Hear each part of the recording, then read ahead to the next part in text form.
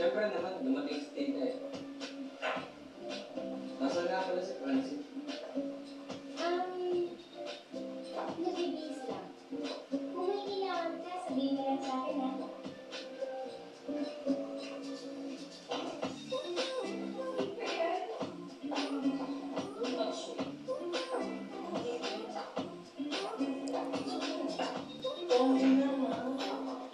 Attention everyone.